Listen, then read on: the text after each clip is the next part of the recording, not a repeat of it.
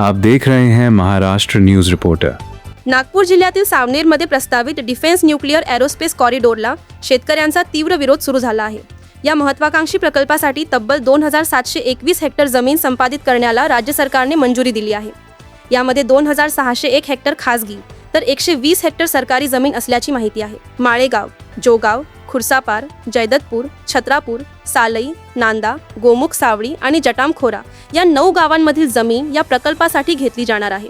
मात्र या निर्णयाला स्थानिक शेतकऱ्यांनी विरोध केला असून आमची सुपीक जमीन आम्ही देणार नाही अशी ठाम भूमिका त्यांनी घेतली आहे। यासाठी DNA कॉरिडोर विरोधी शेतकरी संघर्ष समितीची स्थापना करण्यात आली आहे। शेतकऱ्यांचं म्हणणं आहे की या भागातील जमीन अत्यंत सुपीक असून येथे चांगलं पीक आणि संत्र्यांच्या बागा आहेत। त्यामुळे सुपीक शेती संपादित करण्याऐवजी परिसरातील पडीक आणि गायरान जमिनीचा प्रकल्पासाठी विचार करावा।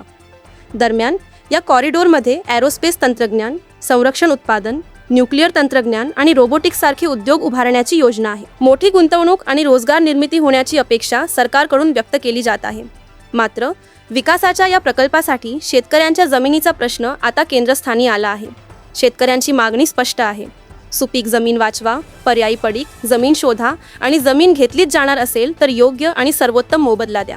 आता सरकार शेतकऱ्यांचा विरोध कसा सोडवणार आणि सावनेरचा हा डिफेन्स कॉरिडोर नेमका कोणत्या जमिनीवर उभा राहणार याकडे सर्वांचं लक्ष लागलं आहे।